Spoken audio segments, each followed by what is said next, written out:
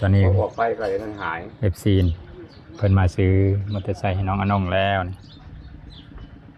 เพิ่นสิมาจ่ายเงินเพิ่นมาเช็คเบิ่งอยู่ก็เป็น20,000 บาท13 ล้านกำลังเช็คเครื่องเบิ่งอยู่ระบบไฟยังดีอยู่เพิ่นว่าเพิ่นเช็คเบิ่งเป็นรถที่เพิ่นแต่งเอานะเว็บไอ2014ประมาณนี้อยู่หานไอเก่าสางเก่าอยู่บ้านหนองเดินนี่ละนี่ไม่ได้ไปซื้อไก่เลือดอกพอก่อนครับสบายดีคนงามงามจริงเว้ยงามจริงงามตัวจริงก็งามน้องอนงอยู่แต่แว่นตาพอก่อนมาเยี่ยมตอนนี้กลับมาเฮิร์นน้องอนงแล้วเบิ่งหน้าตาก็เลยได้รถใหม่เบิ่งแน่ดีใจบ่น้องอนงดีใจว่าเคยได้ได้รถเป็นของตัวเองโอ้มีธรรมดาอนงก็ได้ FC เป็นหลายคนลบโลมเดียวแล้วก็ FC ผู้นี้แน่ก็เลยได้เสีย20,000พอดีเพิ่นรุดเธอ20,000 บาท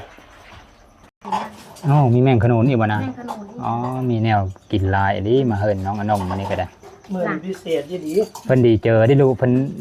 ได้รถใหม่อายเพิ่นซื้อรถใหม่เฮิร์นแม่ก็ซื้อเพชรอนงแม่จะซื้อกันดีในนี้แล้วเนาะมาถ่ายคลิปลูกสาวกับพี่ได้มื้อนึงกับมื้อนึงต้องมีผู้ใดผู้หนึ่งซอยนี่อ๋ออนงเฮ็ดแล้วผมเฮ็ดกระถ้วยหนึ่งตำหุ่ง2 ถ้วยสำสิกินโอ้ครับอีดีได้ตำมือโอ้ยังเอามาอยู่เฮ็ดผมลายได้ผมชุดใหญ่ไฟกับพริบนี่เฮาไปแล้วพาเข้าเยอะเป็นอะไรน้องลิงแซ่บเจ้าภาพวันนี้นั่นอนงลงมือแล้วคุณ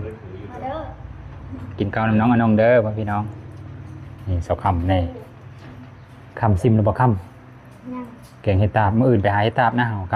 ำไปบ่2 คนเฮาไปก็ไปบ่เยอะน้องคำเด้อมากินข้าวกันเด้อรถไถขึ้นมาลงยิงแซ่บบ่น้องน้องครับบ้านเขาในเกาะแนวกินกับพี่น้องผมเห็ดตาบแน่ทอดไข่น้ำแกงเห็ดส้มตำแน่มันได้กินละงั้นวิถียูทูบเบอร์มาเด้อทำมากินข้าวน้ำสาวบุตร